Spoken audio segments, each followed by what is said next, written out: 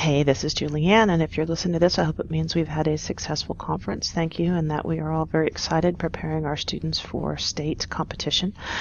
As I know you are aware, this marked my final district conference and my current commitment as district director. I have sent several requests out for individuals to express interest in regards to filling my position and running, as elections are going to be coming up later on in the school year.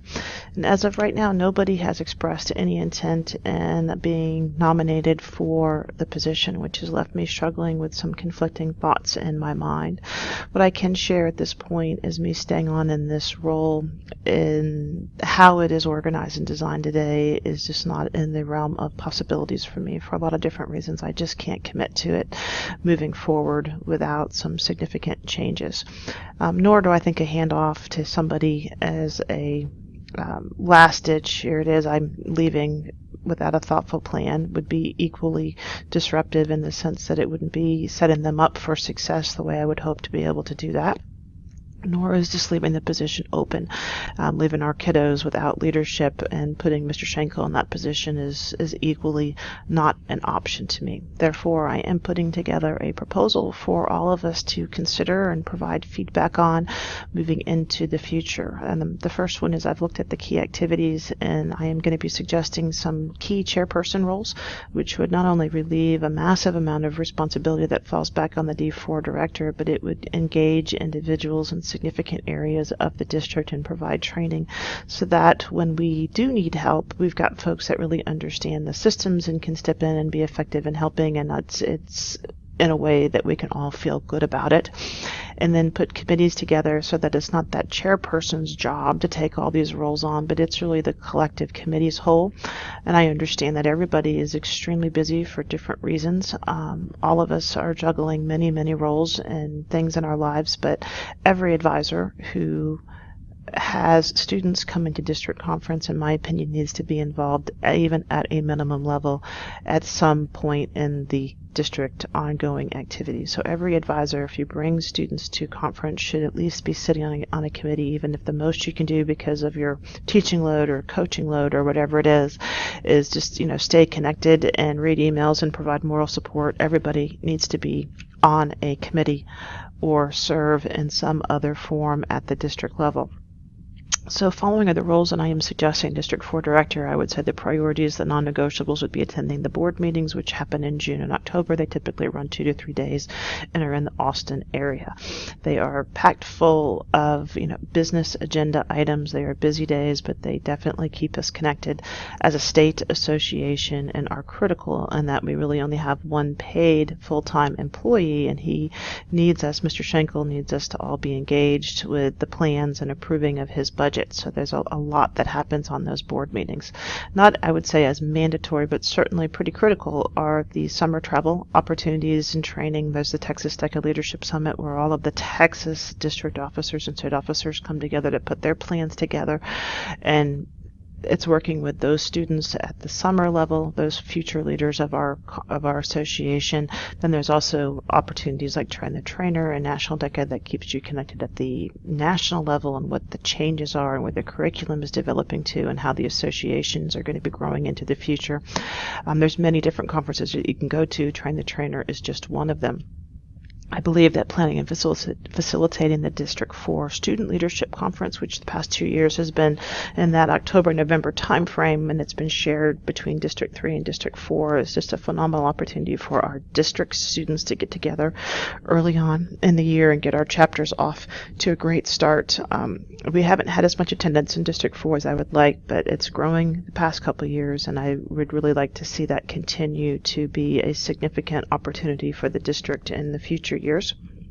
Now, for the District 4 conference itself, the District 4 director's role would be more in terms of the back office, the registration, all of the event schedules. I mean, it's a significant amount of detail and systems work that has to take place. There's a significant amount of materials tracking that has to be done and filed and organized properly. That involves all the online testing and getting all of the tabulation systems set up to be able to run awards properly. In my opinion, that needs to be the focus of the District 4 director.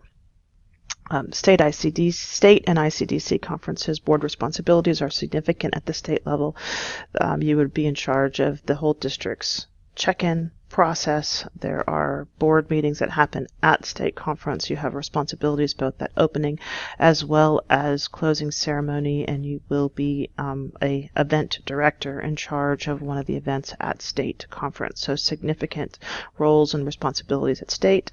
And the other area that I think should be a priority for the District 4 director, and it certainly hasn't been for me, and I wish I had more time to focus on it, would be the development of new chapters and even just the development of our existing chapters that are scaling. We have a lot of large chapters. We don't have a lot of chapters, but the size of our chapters is quite unusual. We have a lot of significant ones that I think we could do a better job of sharing best practices and helping each other when we find ways to scale effectively through our busy teaching careers as well.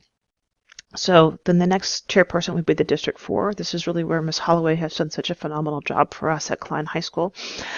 You would be hosting the conference at your school, doing all the facility reservations, food coordination for conference, the room to event scheduling.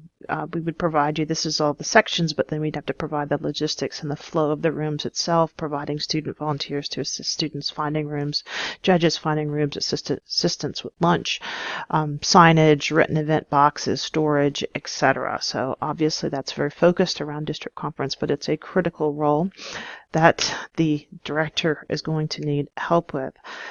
A third position is the written event chairperson. This would be, again, very focused in time frame, but an important collection of all of the written entries, penalty pointing, distribution of the written entries to judge, return of those entries to the chapters at the end. That should be, I think, a role that one person is planning and is responsible for, separate from the director and the CDC chairperson. Now, in my opinion, the one thing that can bring the conference to the knees is poor planning around judges. We need to do a better job of recruiting judges collectively across the whole district. It is a massive responsibility of planning and the preseason, the follow-up through registration, continual requests to get those judges in, and then assigning those judges could be the District 4 director's position, but having those judges and then communicating with them as they are assigned is a massive, massive role. Too much, in my opinion, for a teacher to do. I would consider actually paying a retired teacher in the future if nobody was really excited to step up into this position. Several of the larger districts pay retired teachers to fill this role, and I've had a lot of success as long as that person has teams working with them and it isn't all put on just the chairperson to recruit judges. So there's some food for thought there on that one.